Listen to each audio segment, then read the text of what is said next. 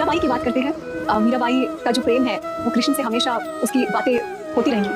तो मैं जानना चाहती हूँ कुछ ऐसे अनुभव हैं मीराबाई की जो बहुत फेमस है या जो शायद लोगों को पता नहीं है, जिनके बारे में आपने सुना है या पढ़ा है कहीं ग्रंथों में। मीरा बड़ी होने के बाद जो है वो तो सब जानते हैं, लेकिन लोग ये नहीं जानते कि मीरा को ये जो प्यार है, कृष्ण प्रेम है, ये उनको गर्भ में जब वो थी, उनकी माता जब गर्भवती प्रेग्नेंट थी तभी से मिल गया था। क्योंकि उनके जो दादाजी थे, दूधा साहब बोलते थे, उन्होंने अपने घर में भागवत कराई थी। श्रीमद् भागवत का पाठ हुआ था।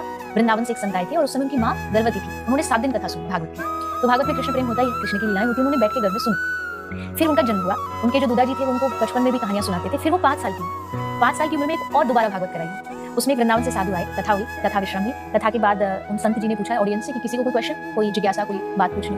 सबने कहा नहीं, हमें नहीं पूछनी। वो चल पड़े और जैसे वो जा रहे थे तो मीरा ने आके उनका कपड़ा पकड़ा, जो कुर्ता पहने थे, और 5 साल की थी उस समय मीरा भाई। उन्होंने कहा कि मुझे पूछना है। पहली बात तो ये बहुत बड़ी बात है, 5 साल का बच्चा क्या पूछेगा। उन्होंने सोचा कुछ टॉफी चॉकलेट ये सब बातें नहीं। तब मीरा ने 5 साल की उम्र में ये प्रश्न किया उस बाबा से, रोते हुए, आंख में आंसू थे, और उनसे कहा कि बाबा आप जिस कृष्ण की कथा सुना रहे थे, ये कृष्ण मुझे कब मिलेगा और कहाँ मिलेगा, बस इतना बता दीजिए। तो जैसे उस संत ने भी ये बात सुनी तो उनकी आंखों में भी ये सोच के आंसू आ गए कि मेरा पूरा जीवन कृष्ण कथा कहते कहते चला गया, मेरे मन में कभी क्यों नहीं आया कि मुझे कब मिलेगा जिसकी कथा में गा रहा हूँ। और ये 5 साल की बच्ची पूछ रही है कि कब मिलेगा। तो उन्होंने तुरंत दूधा साहब को बोला कि दूधा साहब आपके घर में कोई बच्चा नहीं आया, ये भगवान का भेजा कोई पार्षद दूत है, इसको संभाल के रखिए, ये हीरा है आपके